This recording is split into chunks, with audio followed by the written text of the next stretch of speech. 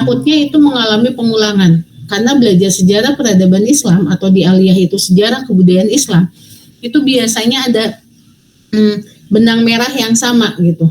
Jadi nanti periodisasinya sama, saya tidak ingin menjadi sebuah pengulangan, tapi akhirnya menjadi ada sesuatu yang berbeda ketika mengkaji atau belajar mengenai sejarah peradaban Islam itu sendiri. Nah,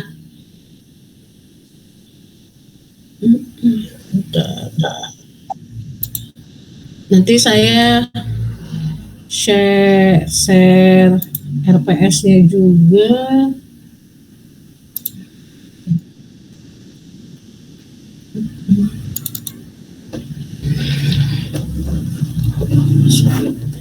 Oke, sip.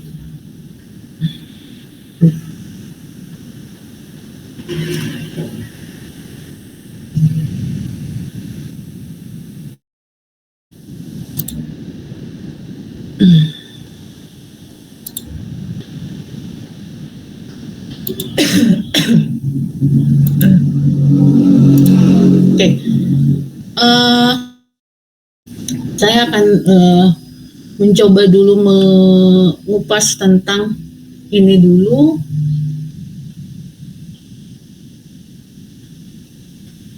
Kelihatan kan? Ada ya? Ada RPS-nya?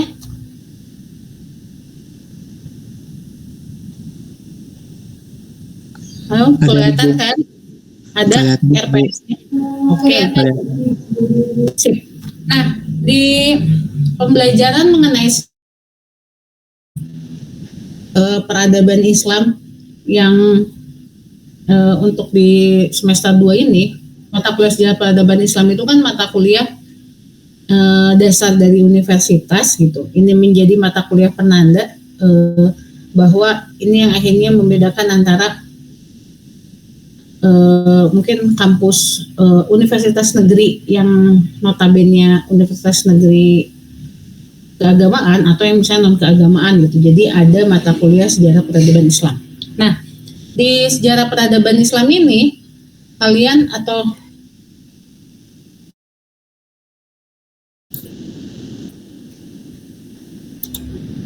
akan membahas mengenai pertama itu pasti tentang apa sih sebetulnya sejarah peradaban Islam itu. Kemudian di sini dinyatakan ada periodisasi itu sendiri, bagaimana sebetulnya di dalam sejarah peradaban Islam itu ada periodisasinya. Kemudian juga akan mengkaji mengenai bagaimana peradaban Islam masa Nabi Muhammad SAW dan juga para sahabat atau yang dikenal dengan istilah Khulafaur Rasyidin. Jadi nanti bagaimana ketika eranya Abu Bakar As-Siddiq, kemudian Umar bin Khattab, Utsman bin Affan dan Ali bin Abi Thalib itu peradaban Islam itu seperti apa? Bagaimana ketika era Khulafaur Rasyidin itu ada katakanlah kalau berbicara itu ada indikator-indikator apa saja, ada poin-poin apa saja yang akhirnya menggambarkan tentang bahwa Islam itu mengalami yang namanya perkembangan gitu. Kemudian nanti ada juga peradaban Islam masa dinasti Umayyah, ketika bagaimana nanti era Rasulullah wafat digantikan dengan para sahabatnya, kemudian era itu akhirnya muncul yang namanya dinasti Umayyah gitu. Kemudian juga setelah dinasti Umayyah nanti muncul yang namanya dinasti Abbasiyah. Jadi bagaimana kejayaan Islam ketika era dinasti Umayyah itu seperti apa, kemudian ketika dinasti Abbasiyah juga itu seperti apa, mengapa dinasti Umayyah dan Abbasiyah ini akhirnya bisa hancur gitu. Jadi nanti ada pemahaman-pemahaman yang akhirnya kita bisa mengambil yang namanya sebuah ibroh, kita bisa ngambil yang namanya sebuah manfaat bahwa bagaimana suatu dinasti, kerajaan atau negara itu bisa runtuh karena faktor apa saja misalnya. Kemudian dinasti Umayyah dan Abbasiyah akhirnya juga nanti kita akan mengkaji tentang bagaimana sebetulnya peradaban Islam masa dinasti kecil. Jadi ada pecahan-pecahan dinasti ketika era dinasti Umayyah dan Abbasiyah, itu ada di wilayah Baghdad dan juga di wilayah Andalusia gitu, atau di Afrika gitu. Jadi dinasti-dinasti kecil itu, kalau kalian mungkin yang dari Aliyah yang belajar SKI atau sejarah kebudayaan Islam, itu ada dinasti Mamluk misalnya, dan ada dinasti-dinasti kecil lainnya yang memang itu harus kalian ketahui, mungkin menjadi gambaran bahwa ada kemajuan apa saja di era kala itu gitu. Kemudian juga ada akan membahas atau mengkaji mengenai peradaban Islam di masa dinasti Utsmani, Safawi, dan Mughal. Masa tiga dinasti ini digambarkan sebagai periode keemasan kejayaan Islam gitu, biasanya katakanlah seperti itu gitu. Jadi bagaimana di Turki itu seperti apa sih sebetulnya peradaban Islamnya ketika dinasti Utsmani itu seperti apa, kemudian mungkin ini akhirnya menjadi gambaran bagaimana perkembangan atau peradaban Islam di Turki itu seperti apa, bermula dari Turki Utsmani. Nanti sama ketika di dinasti atau kerajaan Safawi di Persia itu seperti apa, nanti juga di dinasti Mughal di India itu seperti apa misalnya peradaban Islamnya gitu. Di tiga wilayah ini yang sebetulnya menggambarkan tentang kejayaan Islam di eranya. Kemudian karena kita ini termasuk di negara kita, negara Indonesia itu masuk ke dalam konteks kawasan Asia Tenggara gitu. Mungkin sebelum kita mulai membahas tentang bagaimana sih sebetulnya peradaban Islam sendiri dari di Indonesia itu sendiri gitu. Jadi yang menjadi pembeda biasanya kalau di belajar SKI atau sejarah kebudayaan Islam itu rata-rata pasti membahas dari periode klasik, misalnya kan pertengahan, kemudian modern. Jadi ketika di era klasik itu bagaimana Nabi Muhammad dan misalnya Khulafaur Rasyidin, kemudian akhirnya bagaimana di dinasti Umayyah Abbasiyah, dinasti kecil, Utsmani, Safawi, dan Mughal, biasanya hanya berhenti sampai di situ. Karena sekarang misalnya ada mata kuliah ini di perguruan tinggi, yang menjadi pembeda itu akhirnya bagaimana di kawasan Asia Tenggara. Kita tahu ada beberapa negara di Asia Tenggara, misalnya negara ya atau Indonesia, Malaysia, Singapura, Brunei, Filipina, Thailand gitu. Apakah memang nanti di Kamboja juga seperti apa misalnya kan, di negara yang masuk dalam konteks Asia Tenggara. Kenapa ada kawasan Asia Tenggara yang akan kita kupas gitu? Karena ini sesuai dengan visi misi dari prodi yang memang diturunkan dari universitas. Karena kan visi misinya atau visinya UIN Bandung itu kan bagaimana ingin menjadi universitas yang katakanlah terdepan tapi di kawasan Asia Tenggara. Jadi kita harus tahu bagaimana sebetulnya peradaban Islam di kawasan Asia Tenggara itu sendiri. Kemudian baru kita masuk ke Indonesia. Mungkin ini menjadi pengetahuan bersama, menjadi juga bahan diskusi bagaimana Islam itu bisa masuk ke Indonesia. Kalau kalian ketahui bahwa ada jalur masuknya itu melalui jalur perdagangan, ada jalur juga pernikahan atau jalur politik diplomasi misalnya. Nah, itu juga nanti akan menggambarkan kayak Aceh itu dibilang Serambi Mekah. Kenapa akhirnya ada istilah seperti itu? Kemudian mungkin kita akhirnya nanti tahu bahwa mazhab yang pertama kali masuk ke Islam itu masuk ke Indonesia itu apa? Atau kan kita ada Sunni, ada Syiah misalnya. Ternyata yang awal mula masuk ke Indonesia itu ternyata Syiah misalnya. Itu kan jadi gambaran juga. Kemudian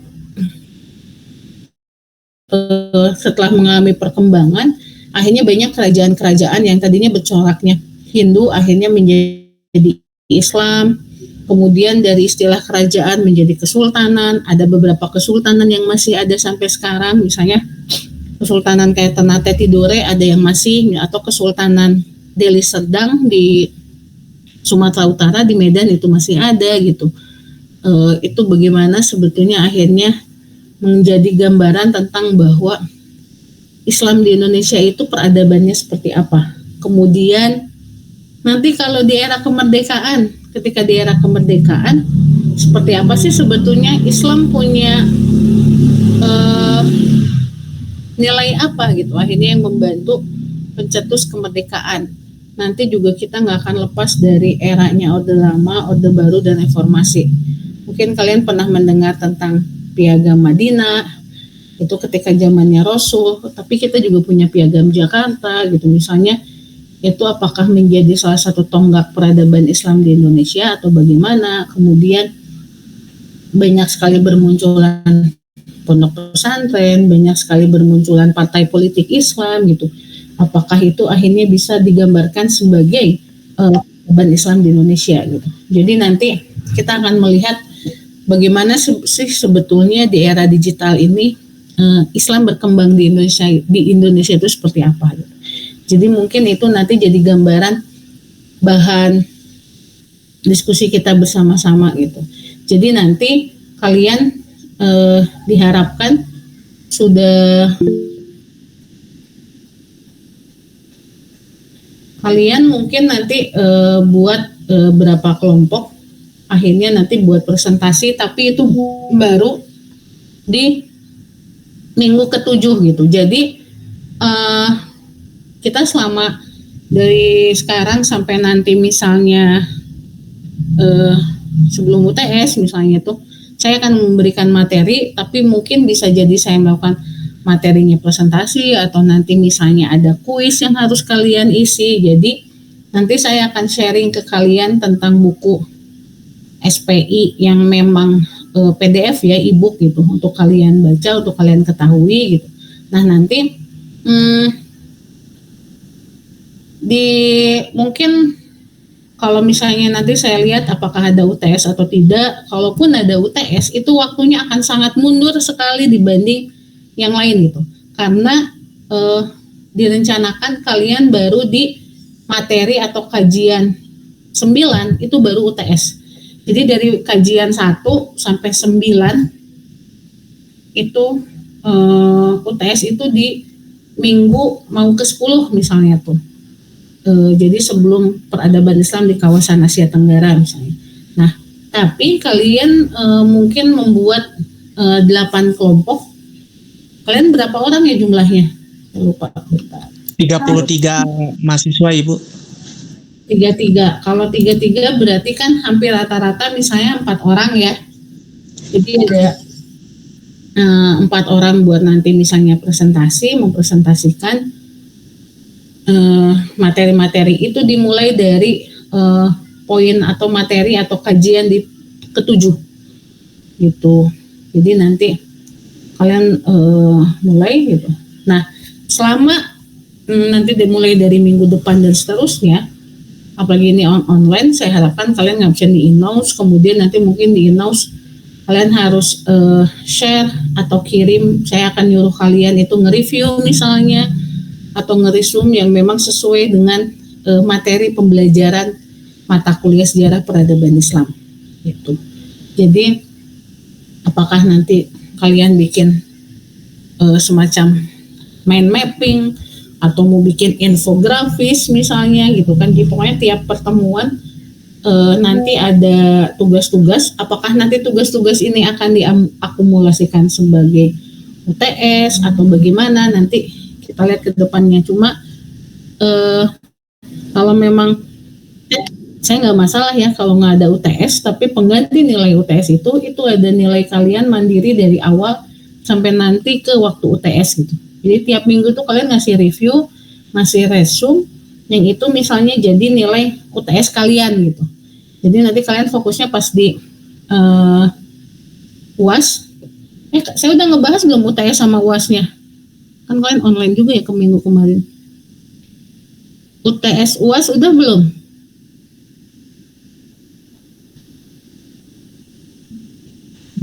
Belum, Bu. Belum. Oke. Jadi nanti UTS-nya kalaupun nggak ada, jadi itu dari nilai kalian tiap minggu, dan UAS-nya kalian membuat dokumenter atau misalnya nanti jadi bukan berupa tulisan, bukan berupa makalah, tapi misalnya kalian nanti mau menggambarkan tentang bagaimana perkembangan atau peradaban Islam atau kebudayaan Islam di Indonesia, misalnya di eh, di matanya Gen Z misalnya teh, atau bagaimana kalian memandang perkembangan Islam saat ini, tapi dari segi konteks dakwahnya misalnya, atau kalian bagaimana kan sekarang dakwah sekarang itu kan akhirnya kalau kalian ngelihat apalagi pakai perspektif sosiologi gitu misalnya, secara tidak sadar sebetulnya kemasan-kemasan dakwah yang misalnya kayak Hanan Ataki atau kayak Hilman Fauzi gitu. Tapi kalau saya nggak tahu kalau Adi Hidayat ya atau Abdul Somad misalnya, tapi kalau kita melihat Hanan Ataki dan Hilman Fauzi, ini menggambarkan bagaimana cara dakwah mereka itu akhirnya dikemasnya sangat lux sekali gitu, sangat berkelas sekali. Kalian kalau mau ngaji di kajiannya Hanan Ataki atau Hilman Fauzi itu kan daftar, dan daftarnya itu diangkat minimal itu di 110 atau 120 ribu. Kan kalau ngelihat dari pakai perspektif sosiologi itu kita bisa, kalau pakai perspektifnya konflik atau Marx itu sangat kapitalis sekali ya gitu, maksudnya kayak dakwah sekarang itu gitu karena harus bayar gitu kan, beda dengan mungkin yang dulu tuh nggak ada bayarnya misalnya seperti itu. Jadi nanti UASnya bukan UAS Abdul Somad ya, tapi ujian akhir semester kalian, jadi nanti kalian bikin dokumenter atau bukan dokumenter, maaf, bikin semacam opini kalian, tapi kalian dikemas semenarik mungkin, maksudnya seperti itu. Jadi UASnya seperti itu, dan itu harus wajib di-share di YouTube atau misalnya di-share di TikTok, mau itu nanti kalian bikin TikTok khusus atau Instagram khusus yang memang tentang mata kuliah SPI misalnya. Jadi kalian nanti UASnya itu kalian kumpulkan ke situ, di situ. Oke, bisa dipahami ya? Oke. Ini yang ini. Sekarang kita ke sip.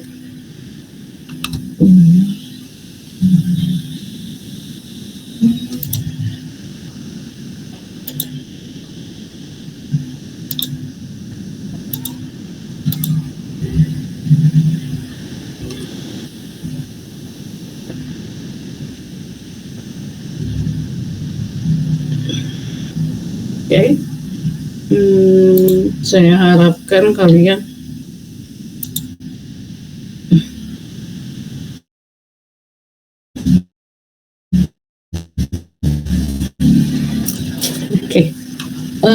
Oke, kalau misalnya tidak ada yang mau ditanyakan atau tidak ada yang menanggapi, kita akan mulai masuk ke apa sih sebetulnya sejarah peradaban Islam itu.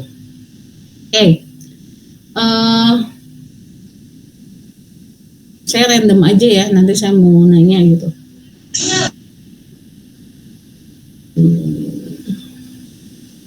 Oke, Fauzi Akbar. Apa sih sejarah itu, Ji? Menurut saya, sejarah itu apa? sejarah itu membahas tentang fenomena-fenomena yang terjadi di masa lalu. Oke, membahas fenomena di masa lalu. Natasha, kalau kata kamu apa Natasha? Apa sih sejarah itu? Kalau menurut saya, jadi sejarah itu kejadian, peristiwa, riwayat. Maaf Bu, suaranya. Ya nggak apa-apa, kejadian atau peristiwa, terus kapan kejadiannya, kapan peristiwanya? Di masa lalu ya. Ya.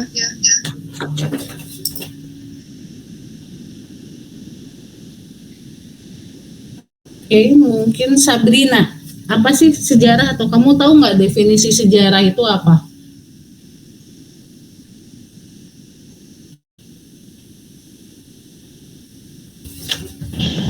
Definisi sejarah, Ibu. Ya, Eh, apa ya?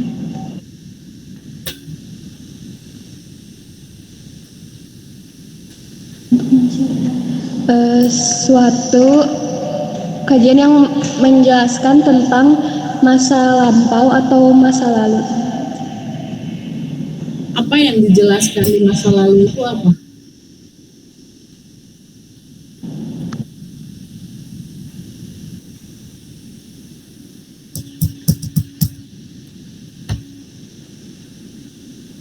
Yang dijelaskan di masa Seperti lalu apa? perputaran peradaban. Perputaran peradaban.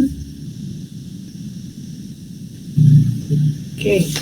Apa kalian ada yang tahu nggak kalau sejarah itu dari bahasa apa? Bahasa Arab. Rotun, Rinda, bahasa Arab. Bahasa Arabnya apa, Rinda? Sajarotun, Bu. Sajarotun, Ibu, pohon.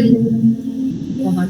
Kenapa dianggap bahwa artinya itu pohon? Sajarotun artinya pohon. Apa sebetulnya hubungannya sama yang namanya sejarah?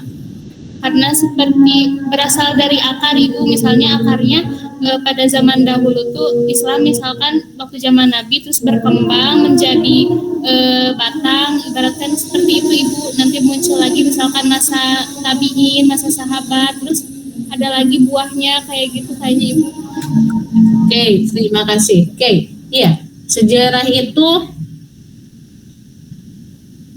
secara etimologisnya itu memang berasal dari bahasa Arab, yaitu sajarah atau sajarotun, yang artinya memang pohon.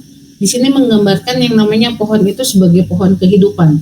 Kalau tadi Rinda bilang bahwa itu ada prosesnya, kan kalau berbicara kehidupan itu ada proses ya, dari misalnya akar, dia ke batang, nanti ke ranting, misalnya ke daun, kemudian kalau kita bisa melihat bagaimana ketika pohon itu menjulang tinggi, misalnya tuh pohon itu berkembang, kemudian pohon itu juga akhirnya mengalami yang namanya proses pelapukan dan kemudian mati, misalnya itu akhirnya mengapa secara etimologis bahwa sajarah itu berasal dari bahasa Arab yaitu sajarah atau sajarotun, kemudian juga dalam bahasa Inggris itu dikenal dengan istilah history gitu. Nah, sejarah itu memiliki dua konsep, yaitu secara objektif dan juga secara subjektif. Apa sih, Bu, sebetulnya secara objektif dan subjektif itu?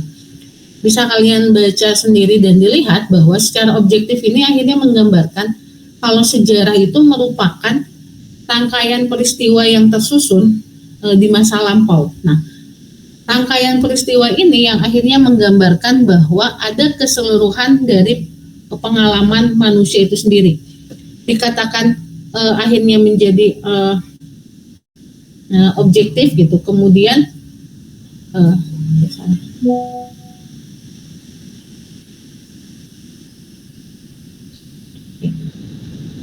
maaf ya, itu kebalik. Kalau sejarah itu peristiwa keseluruhan pengalaman manusia itu secara subjektif, tapi kalau sejarah objektif itu bagaimana sejarah itu akhirnya fakta-faktanya itu diseleksi, kemudian juga nanti maksudnya diubah di sini apakah memang sesuai atau tidak, tapi ketika faktanya itu diubah untuk kepentingan pribadi atau misalnya untuk kepentingan politik, itu akhirnya menggambarkan bahwa sejarah itu konsepnya menjadi sangat subjektif sekali. Misalnya, saya nggak tahu apakah kalian sadar atau tidak, dan saya juga tidak tahu bagaimana di eranya kalian belajar sejarah itu seperti apa gitu. Jadi kalau dulu ketika di eranya saya, bagaimana misalnya kita tuh kan kalau belajar sejarah atau misalnya sekarang pun apa-apa pusatnya itu di Jawa. Kalau kalian lihat buku-buku sejarah, misalnya apalagi ada buku Sejarah Nasional Indonesia yaitu jilid 1 sampai 8, itu menggambarkan bagaimana ternyata fokusnya itu Jawa, Jawa dan Jawa. Jadi sejarah itu baiknya di Jawa. Ternyata setelah mengalami perkembangannya, kalau dulu mungkin ya kita nerima-nerima saja gitu. Tapi ketika era mulai mengalami yang namanya era kritis lah mungkin di Indonesia itu sejarawan-sejarawan akhirnya mulai menguak fakta misalnya bahwa ternyata itu sangat Jawa sentris sekali, kemudian itu sangat subjektif karena ada beberapa tulisan-tulisan sejarah yang katakanlah itu pesanan supaya misalnya bagaimana waktu itu eranya Soeharto misalnya kan, karena kalau sekarang itu mungkin istilah itu kayak pencitraan, bagaimana akhirnya dikemas, dicitrakan oleh media misalnya bahwa sosok ini layak untuk jadi presiden misalnya seperti itu. Kalau daerah dulu kan kita nggak paham lah maksudnya yang pencitraan dan yang lainnya, kemudian juga teknologi tidak secanggih sekarang gitu. Jadi itu kadang melalui tulisan-tulisan, kemudian mungkin kalian tahu kayak peristiwa G30, gerakan 30 September gitu kan. Kalau dulu kan G30 SPKI, tapi ternyata dari fakta-fakta sejarah yang ada, kita tidak boleh menjudge bahwa itu misalnya PKI gitu, tapi ternyata mungkin ada pihak-pihak lain yang memang ikut terlibat di dalam peristiwa G30S itu sendiri gitu, misalnya seperti itu gitu. Jadi banyaklah akhirnya sejarah-sejarah yang dulu yang ternyata tidak sesuai gitu, misalnya seperti itu, yang akhirnya mungkin yang menjadi objektif kalau sesuai dengan apa adanya menjadi tidak objektif atau subjektif ketika itu sejarah yang memang ya ada keuntungan pribadi di situ atau memang supaya melancarkan politik atau dan yang lainnya gitu, itu akhirnya menjadi subjektif kalau sejarah itu ya dibuat menurut versinya dia, jadi tidak ada lagi seleksi dari fakta-fakta yang ada, karena di sejarah itu ada metodenya, ada metode sejarah sendiri gitu, bagaimana menyeleksi fakta misalnya tuh kan, nyari fakta yang sesungguhnya gitu. Jadi seorang sejarawan itu terkadang kerjanya tuh ya bisa jadi kayak detektif gitu, karena harus melihat fakta-faktanya itu diseleksi dan sesuai atau tidak dengan yang terjadi di lapangan. Nah, kemudian apa sih sebetulnya peradaban itu sendiri gitu? Peradaban Islam ini secara sederhana itu diartikan bahwa ada suatu perkembangan atau kemajuan dari segi konteks kebudayaan Islam dalam perspektif sejarahnya. Jadi terkadang sejarah atau peradaban Islam itu ada 3 hal yang memang dilihat gitu. Aspek pertama itu mengenai bagaimana kemajuan dan tingkat dari intelektualnya misalnya. Jadi bagaimana ketika mulai dari awal periode Nabi sampai misalnya sekarang itu dilihat dari konteks kecerdasannya atau kemajuan secara intelektualnya itu seperti apa. Itu biasanya dikontekskan dengan peradaban Islam. Kemudian yang kedua, peradaban Islam itu didefinisikan juga sebagai bagaimana hasil-hasil yang dicapai oleh umat Islam ketika era itu sendiri gitu. Misalnya dilihat dari segi sastranya, ilmu pengetahuan atau keseniannya gitu. Kemudian yang ketiga itu dilihat dari bagaimana kemajuan secara politiknya. Jadi misalnya dari perkembangan sebuah negara atau sebuah wilayah gitu. Atau misalnya sebuah kerajaan katakan atau dinasti itu terlihat gitu bagaimana sebetulnya kemajuan politiknya itu seperti apa. Itu yang akhirnya menggambarkan sejarah peradaban Islam itu ada perspektif sejarahnya gitu. Nah, kalau misalnya kita melihat dari sejarah peradaban Islam, periodisasi yang dimaksud di sini tuh yaitu ini. Jadi bagaimana sebetulnya ada periodisasi sejarah ini berdasarkan dari berbagai literatur, misalnya bagaimana ketika era Rasulullah, ketika era Khulafaur Rasyidin, tadi yang saya bilang dinasti Umayyah Abbasiyah, juga peradaban di Spanyol, nanti ada dinasti-dinasti kecil di Baghdad, kemudian juga ada ketika eranya perang salib. Perang salib di sini ini menggambarkan tentang bagaimana sebetulnya ada kejadian di mana Islam itu mengalami yang namanya sebuah kemunduran, katakanlah seperti itu. Kemudian juga nanti ada peradaban Islam di masa 3 kerajaan besar.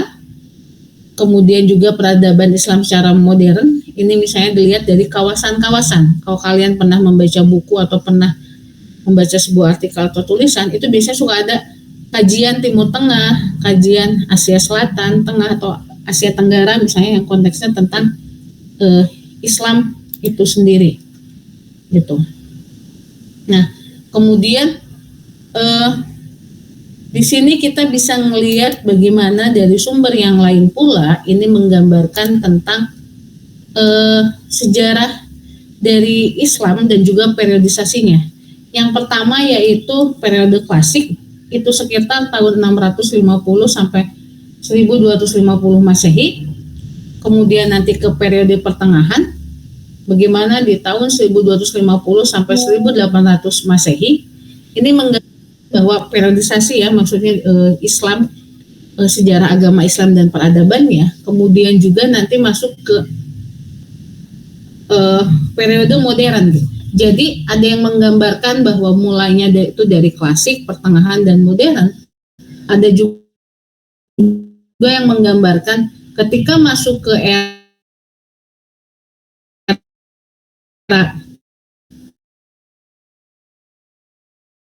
periode klasik, yang atau nanti ada menggambarkan periodisasi klasik, pertengahan, modern, ada yang klasik, kemajuan Islam satu, dan juga fase disintegrasi. Disintegrasi ini menggambarkan bahwa Islam mengalami yang namanya kemunduran kala itu. Gitu. Nah, ini juga ada yang menggambarkan tentang bagaimana sih sebetulnya sejarah peradaban Islam ini. Kalau dari periodisasi misalnya ada tokoh sejarawan atau cendekiawan Muslim di Indonesia yaitu Harun Nasution. Ini juga menggambarkan tentang bagaimana ketika era klasik gitu. Jadi ketika era klasik itu bagaimana ketika masanya Rasul sampai dinasti Abbasiyah, bagaimana perkembangan dari segi ilmu pengetahuan dan teknologinya gitu. Kemudian di masa klasik ini ternyata ada penyerangan. Terus perkembangannya juga dilihat dari filsafat, mazhab, administrasinya, teknologinya juga gitu. Kemudian kalau di era klasik akhirnya menggambarkan bahwa rata-rata cendekiawan Muslim itu biasanya memang yang mereka pelajari yang pertama itu filsafat. Jadi akhirnya mereka belajar filsafat, kemudian jadi tahu bagaimana metode di dalam ilmu pengetahuan, akhirnya mulai belajar ilmu-ilmu yang lain selain filsafat. Tapi rata-rata semuanya pasti mengkaji filsafat. Kemudian kalau di era pertengahan bisa kalian lihat di sini bahwa di sini pun menggambarkan tentang masa 3 kerajaan besar. Kemudian di masa pertengahan ini mulai terjadi yang namanya disintegrasi ketika karena kita ada di masa 3 kerajaan besar, ada posisi umat Muslim kala itu merasa nyaman, merasa sudah cukup mapan, akhirnya mereka terlena dengan kondisi yang ada. Gitu. Jadi nanti ada hal-hal yang akhirnya menggambarkan konflik, menggambarkan kemunduran di era-era pertengahan. Kemudian kalau di era modern, ini gambarannya tentang bagaimana ketika Islam itu mengalami benturan dengan peradaban Barat. Kemudian ada juga upaya-upaya yang dilakukan untuk menggapai yang namanya kebangkitan peradaban Islam itu sendiri. Nah, kalian bisa melihat bahwa sejarah peradaban Islam ini seperti yang tadi intinya tentang sejarah peradaban dan Islam. Sejarah itu bagaimana ada peristiwa di masa lalu, ini berhubungan dengan manusia, ruang, dan waktu. Kemudian kalau peradaban ini menggambarkan dari budaya yang sangat kompleks, kemudian juga berhubungan dengan secara material dan imaterial budayanya gitu, baik itu segi benda itu kan peradaban benda misalnya dari segi bangunan dan yang lainnya, atau dari segi imaterial berupa gagasan atau ide-ide gitu. Kemudian, nah ketika mempelajari sejarah peradaban Islam itu, Ini pun akhirnya menggambarkan tentang bagaimana sih sebetulnya Islam, manfaatnya apa sih belajar sejarah peradaban Islam. Misalnya kita akhirnya tahu bahwa Islam itu merupakan pembentuk dari peradaban, kemudian juga bagaimana ada nilai-nilai toleran dan positif terhadap sebuah perubahan, kemudian juga menggambarkan tentang dari konteks peradaban, berarti menggambarkan tentang adanya petunjuk, adanya pembentuk gitu. Jadi nanti juga di dalam sejarah peradaban Islam itu ada metode dan metodologinya.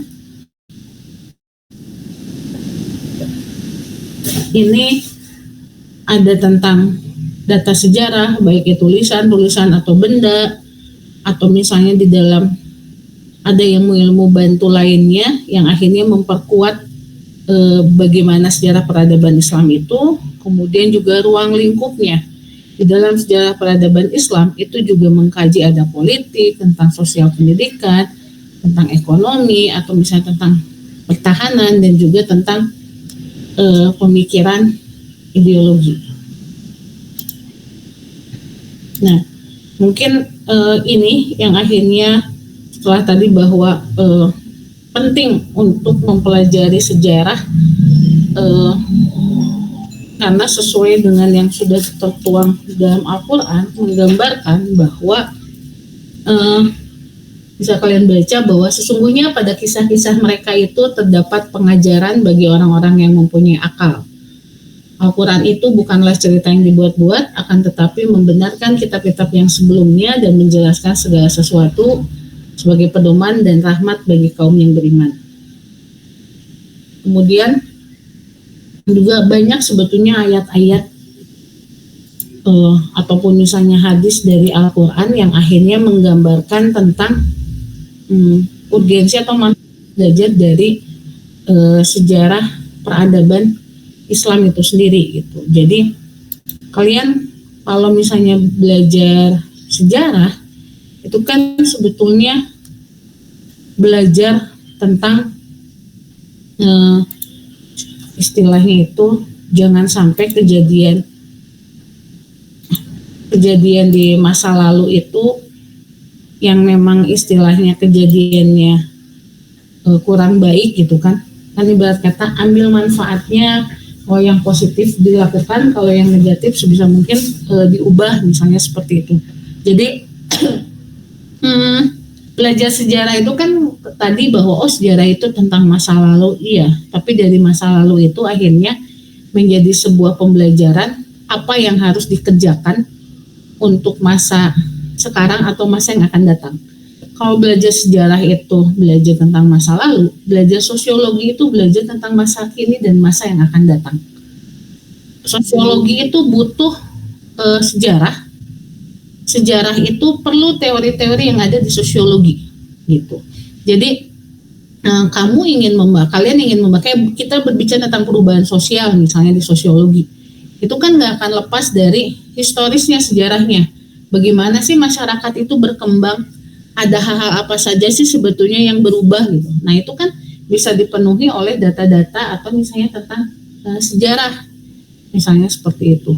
Atau misalnya kalian nih, ketika kalian konteks memilih pasangan, kalau memang yang pernah sebelumnya itu ada riwayat masa lalunya itu, masa lampaunya itu pernah ya dekat dengan perempuan sebelumnya, itu kan bisa jadi pembelajaran buat kalian biar tetap langgeng, biar nggak putus. Harus nyari pasangan tuh yang seperti apa sih, misalnya seperti itu. Itu juga kan belajar dari sejarah gitu. Atau kalian dengan pertemanan kalian, baik itu di lingkungan rumah ataupun lingkungan kampus misalnya, bagaimana kan yang namanya sejarah itu sangat penting gitu. Kan ada istilah jas merah, jangan sekali-kali melupakan sejarah. Kemudian juga banyak sebetulnya hal-hal yang akhirnya menitik beratkan, mengingatkan betapa pentingnya mengenai sejarah, apalagi sejarah peradaban Islam. Ini kan akhirnya menggambarkan bahwa kejayaan-kejayaan di masa lampau itu menjadi penyemangat buat kalian bahwa ternyata ilmu-ilmu yang ada itu semuanya bermula dari cendekiawan muslim. Jadi kan itu jadi gambaran kalian harus tetap maju, harus tetap melihat masa depan itu seperti apa, itu semuanya ngelihat dari bagaimana sejarah peradaban Islam. Oke.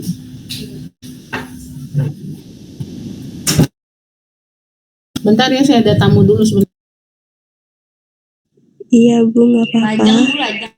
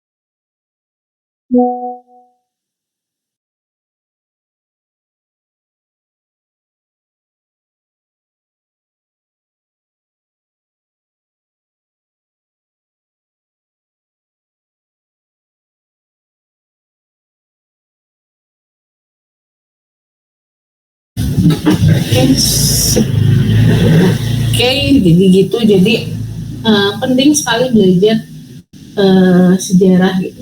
Dan karena kita kuliah itu di jam-jam rawan gitu. Jadi saya juga harus berpikir keras supaya bagaimana akhirnya tidak jenuh belajar sejarah itu. Karena kan terkadang membahas masa lalu itu membosankan. Padahal kan sebetulnya ya tergantung bagaimana perspektifnya kalian, bagaimana pemahaman kalian. Jadi saya harus dulu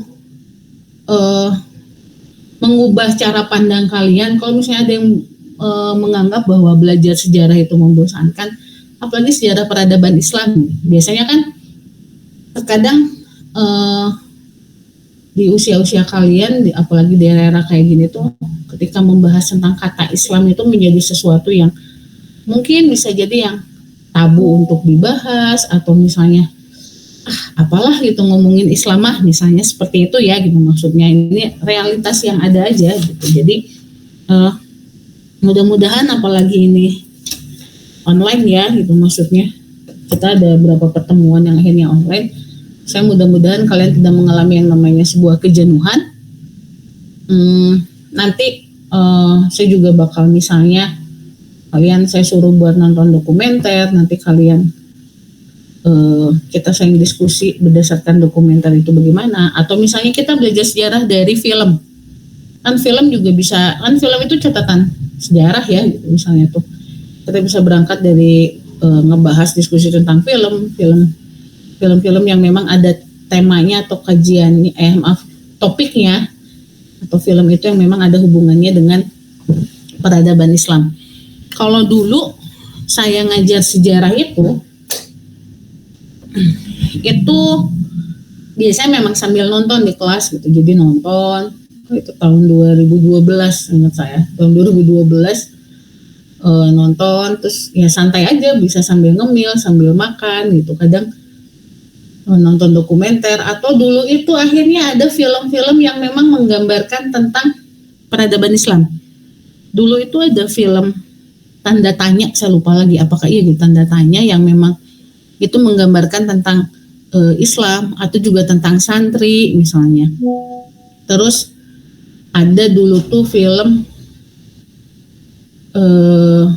kan kalau satu misalnya tentang Ahmad Dahlan atau dulu itu karena film itu sangat tokohnya NU misalnya, tapi akhirnya itu film itu menggambarkan tentang bagaimana peran santri di dalam sejarah Republik Indonesia misalnya.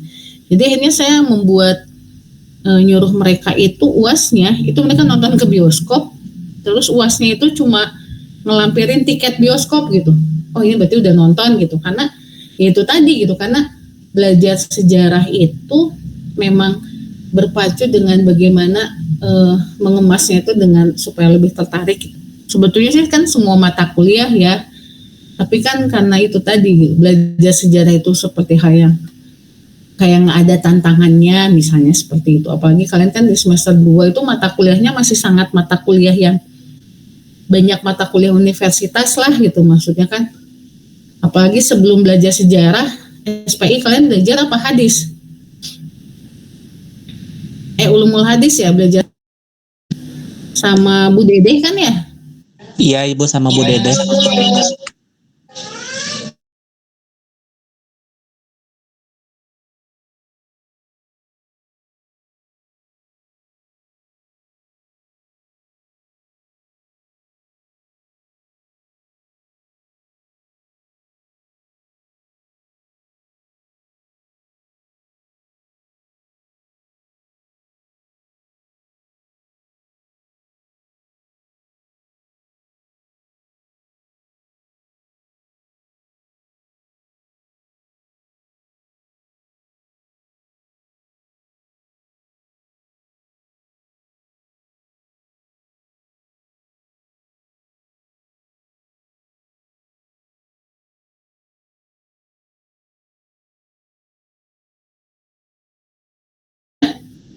Kalian kuliahnya hadis sama SPI aja buat hari Kamis?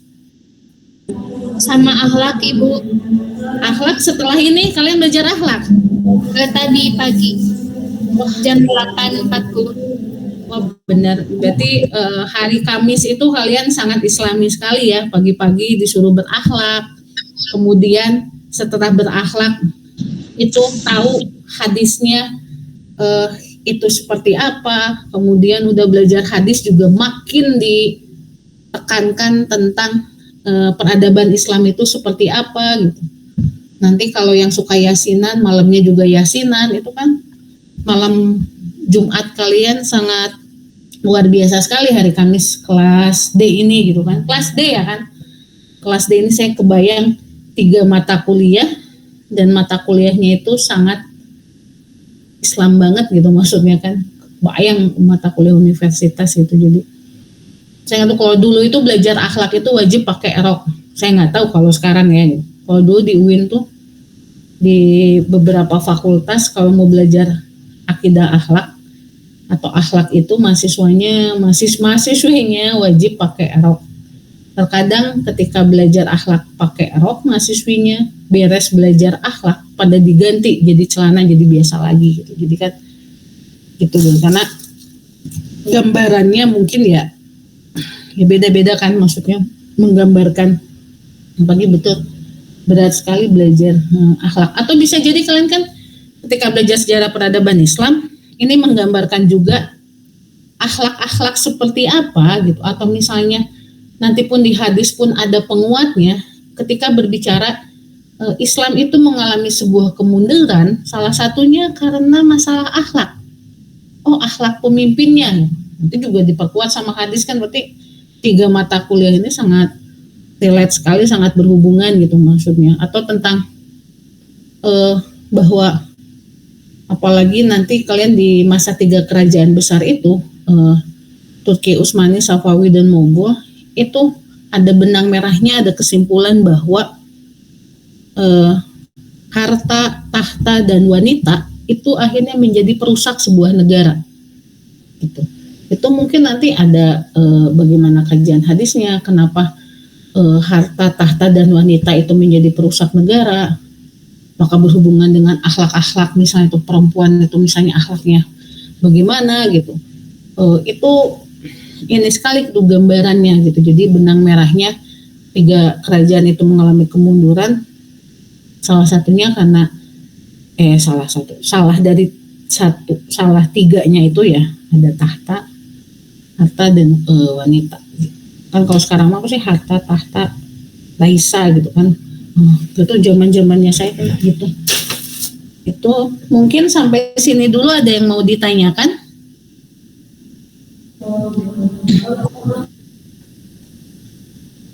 Ada yang mau ditanyakan? Kalau tidak ada yang mau ditanyakan, kalian nanti membuat kelompok masing-masing, dibuatnya jadi 8 kelompok. Jangan lupa buat ngabsen juga di inbox. Saya mungkin sampai sini saja. Mungkin mudah-mudahan, saya nggak tahu apakah nanti di sesi-sesi di sekitar bulan Juni di akhir perkuliahan atau bagaimana nanti gitu istilahnya. Saya mohon maaf aja deh sekarang, kalau misalnya nanti di bulan-bulan Juni ketika kalian mulai presentasi kelompok atau diskusi kelompok, misalnya kalian di kelas tapi saya nggak hadir, atau kaliannya di kelas tapi jadi hibrid gitu, saya nontonnya secara online karena kebetulan saya lagi hamil anak kelima, karena diprediksi lahirnya itu di bulan Juni atau Juli gitu. Jadi saya lagi pintar-pintar mencari bagaimana kuliah tetap berjalan gitu, meskipun karena jatah online itu kan sebetulnya hanya sedikit gitu, jatah dari online itu sendiri. Gitu dari saya. Kalau memang tidak ada yang mau ditanyakan. Maaf Ibu, mau nanya. Oh ya, siap Indra.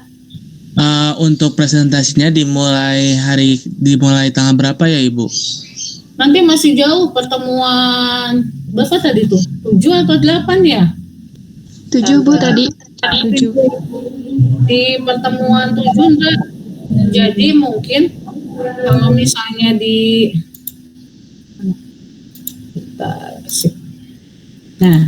kalau misalnya di pertemuan 7, katakanlah itu berarti kalau 7 itu berarti taruh ini minggu depan itu kita masih Maret, April, sekitar April, akhir April, Indra. Jadi santai saja. Gitu, ini baru di akhir April, mulainya dari masanya dinasti Utsmani di Turki. Nanti akan saya kasih template, maksudnya gini, apa sih yang harus kalian presentasikan? Apa yang harus kalian sharing nanti ke teman-teman itu seperti apa misalnya. Dan nanti kekreatifan kalian dalam presentasi itu menjadi poin tersendiri.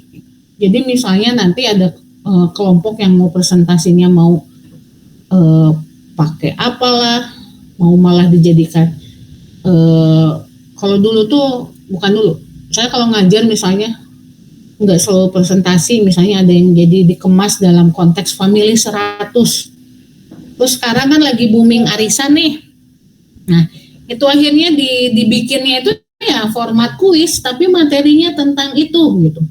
Dinasti Safawi. Jadi nanti tiap kelompoknya itu dibagi ke depan. Nanti si yang presentasi itu dia bikin, karena kalian wajib bikin PPT ya, sama wajib bikin makalahnya lah gitu. Standarnya memang harus seperti itu, SOP-nya gitu. Nah, tapi kan kalian pasti nge-share nih ke teman-teman. Ketika kalian nge-share, ya kan kadang jadi ini ya, kalian nge-share, kadang teman-teman itu nggak baca atau apa. Nah, mengetes apakah PowerPoint kalian atau makalah kalian itu kalian baca atau tidak.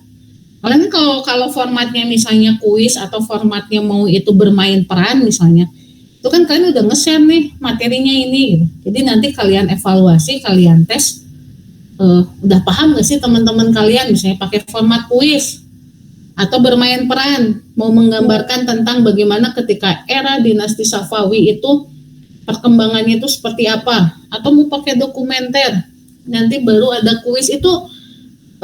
Bagaimana kreativitas kalian? Saya yakin kalian kan teknologi makin canggih, pasti kalian. Kalau saya kan era-eranya Facebook, meskipun sekarang Facebook ternyata masih dipakai juga ya. Kan kalau kalian kan, ya saya harapkan jangan hanya aktif di TikTok, tapi aktif juga dong kalau misalnya di perkuliahan misalnya. Kalau kalian mau gimana lah itu mah tergantung kalian aja gitu ya. Jadi supaya tidak monoton, apalagi di jam-jam rawan gitu. Bu, boleh nggak Bu kita kuliahnya sambil makan, misalnya nanti kalau offline, kalau bukan sekarang ya. Jangan sampai gara-gara belajar sejarah peradaban Islam kalian buka puasa dulu di duhur, nanti beres mata kuliah ini dilanjut lagi gitu kan. Jangan sampai karena menjenuhkan Bu, misalnya jangan sampai. Tapi kalau nanti setelah Lebaran gitu beres Ramadan kalian mau, itu sah-sah aja kalau buat saya ya, karena ya itu jam rawan, jam kalian apalagi apa sih, kalian dari akhlak hadis ini terakhir nih lapar gitu Bu, udah nggak kuat gitu, kalau jam 2 baru makan udah nggak kuat misalnya, itu boleh gitu, maksudnya seperti itu ya. Gitu paling Dra, jadi mungkin di sekitar April Dra. Ya, terima kasih Ibu. Sami-sami. Oke, ada lagi? Ya, gimana Rinda? Ibu izin bertanya, untuk di masa sekarang itu Islam tuh berarti di masa kemunduran ya Bu. Tapi kan kalau misalkan dilihat dari penyebaran Islamnya, Islam jadi orang-orang tuh gampang mencari tahu tentang Islam. Jadi dakwah tuh lebih mudah gitu. Tapi di sisi lain sekarang kayak yang menguasai dunia itu bukan Islam lagi seperti Amerika gitu. Jadi sekarang itu Islam tuh di masa kemunduran atau maju gitu Ibu. Terima kasih. Oke, itu bisa menjadi bahan diskusi dan bahan perdebatan tergantung dari sisi mana Rinda ngelihatnya. Kalau dari sisi sekarang udah banyak yang berakhlak Bu, misalnya, berarti Islam itu mengalami yang namanya kemunduran. Tapi kalau misalnya akhirnya dibenturkan dengan bagaimana perkembangan dari segi sisi misalnya tadi peradabannya yang sifatnya itu, budayanya itu yang sifatnya imaterial, misalnya dari benda-benda, dari misalnya secara fisiknya gitu kan, atau dilihat dari karena kan kalau berbicara maju, mengalami kemajuan atau kemunduran, itu kita harus punya data, real by data misalnya. Sekarang tuh banyak yang hijrah, misalnya mengkaji agama, tapi di satu sisi mereka itu bukan mencari yang memang yang ustadznya itu, gurunya itu bukan yang ahli misalnya kan, ya hijrah tapi ternyata konteks hijrahnya itu tidak sesuai misalnya, atau misalnya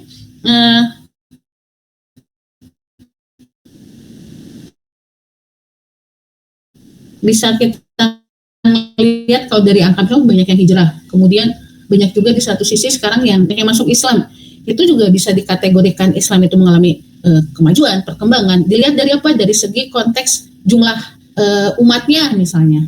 Tapi ketika misalnya berbicara dari segi, kan kalau beradab itu berarti kan puncaknya yang namanya kebudayaan itu kan peradaban. Kalau sudah, kalian kan gini kan, kalian itu dianggap sebagai orang yang beradab, itu kan berarti orang yang berakhlak dan juga taat. Kalau misalnya berbicara dari segi satu sisi secara kuantitas itu banyak, tapi secara kualitas kok kayaknya nggak balance ya Bu, ya nggak seimbang ya Bu gitu. Itu ya terlihat dari cara ngelihatnya gimana. Tapi itu bisa menjadi bahan perdebatan nanti kalian, misalnya ketika udah mulai masuk ke era, taruh katakanlah mungkin nanti di kawasan Asia Tenggara, di negara mana yang bisa dikatakan bahwa peradaban Islamnya lebih maju? Apakah Brunei itu memang lebih maju peradaban Islamnya? Karena di sana misalnya bagaimana gitu. Kalau di kita nggak begitu maju misalnya Islamnya gitu. Itu kan bisa, itu jadi bahan perdebatan atau bahan diskusi tergantung dilihatnya dari sisi mana gitu. Itu sih paling Rinda. Tapi bagus kan. Jadi akhirnya nanti tahu, kita bisa ngambil benang merah lah, katakanlah bahwa oh, Islam mengalami kemajuan saat ini dilihat dari segi apa, Islam mengalami kemunduran saat ini dilihat dari segi apa. Mungkin kita jadi narik kesimpulan nanti dari mata kuliah ini, kalau memandang peradaban Islam di era saat ini ya gitu sih. Kayak ini aja. Mungkin dulu tuh rame HTI, karena HTI sekarang udah dibubarkan ya organisasinya, meskipun sekarang masih ada gitu. Maksudnya bau-baunya, maksudnya ideologinya tentang Hizbut Tahrir Indonesia, atau misalnya ingin mendirikan khilafah gitu. Tapi kan ketika masa khilafah atau khilafah rasyidin siapapun, itu ada kok pertumpahan darah, ada kok konflik gitu. Kan gambarannya bahwa ketika masa khalifah itu bla bla bla bla gitu. Padahal kalau ngelihat mau secara umum dan kitanya terbuka gitu. Asal gini sih, belajar mengkaji yang namanya peradaban Islam atau mengkaji katakanlah konteks kita belajar agama Islam tapi bukan dari kajian agamanya. Kan kalau akhlak hadis itu kajian real agamanya gitu kan ya, kandungan-kandungannya gitu, maksudnya nilai-nilai yang memang ibarat kata teoritis lah mungkin seperti itu, tapi kan akan berbeda ketika nanti ada aplikasinya misalnya seperti itu gitu. Jadi kalau mau melihat secara umum dan kita tuh jangan baper ya, kayak sekarang kan ada istilah moderasi beragama. Moderasi beragama itu bukan hanya kita punya rasa moderasi atau toleransi kepada agama lain, tapi sama sesama agama saja misalnya. Mungkin di kelas ini kan ada yang NU, ada yang Muhammadiyah, ada yang Matlaul Anwar misalnya, atau ada yang Persis, ada yang SI, kan banyak sekali gitu. Itu kan kadang ya menjadi perdebatan lah ya, kayak kemarin ketika mau menentukan satu Ramadan aja kan udah ketar-ketir nih, wah takutnya beda nih misalnya atau apa, itu kan bayang gitu maksudnya. Itu tadi apakah perbedaan itu menggambarkan kemajuan atau kemunduran, kan bisa dilihat. Ada yang menyatakan bahwa itu menggambarkan namanya peradaban, berarti secara intelektual, secara ide dan gagasan itu akhirnya banyak sekali ide-ide gitu kan. Tapi ya toleransinya dan yang lainnya gitu sih paling Rinda. Baik Ibu, terima kasih banyak. Rinda aliyah atau umum? Aliyah Ibu. Oh iya siap. Mudah-mudahan nggak yang aliyah nggak bosan ya belajar ini. Jadi kita coba nyari yang dari segi kekritisan kalian atau ada sesuatu yang berbeda gitu misalnya. Kebayang yang dari MI, MTS, MA, kuliahnya ke UIN lagi. Wah luar biasa sekali. Itu suami saya dari MI, MTS, MA, dia kuliahnya UIN, S1 S2-nya UIN gitu. Saya yang subhanallah sekali, tapi tetap aja nggak bisa bahasa Arab dia. Iya udah gitu maksudnya. Nah, kebayang maksudnya tuh. Oke, saya sampai sini saja. Semoga kalian tercerahkan. Pak Uji tong ngalamun we ya Ji. Gitu. Makasih sudah mau kalian dibuka ininya ya. Videonya on cam gitu, karena kalau nggak on cam kan kemarin masih juga agak susah karena lagi di kendaraan, maksudnya seperti itu gitu. Ibu izin. Iya gimana? Tadi Regita masuknya di pertengahan Ibu, jadi nggak ke ini di absen. Absennya setengah kan di pertengahan. Ngabsen di notes aja ya. Sok sekarang kan kasihan mumpung masih ada waktu ya. Silakan sekarang absen. Dicek di Inos. Oke. Makasih ya buat semuanya, sehat-sehat selalu, semoga puasanya tamat. Oke, billahi taufiq wal hidayah. Wassalamualaikum warahmatullahi wabarakatuh.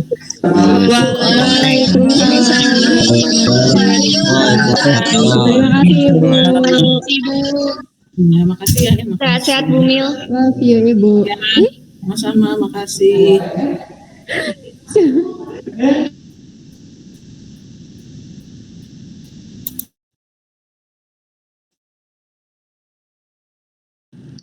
Apa itu?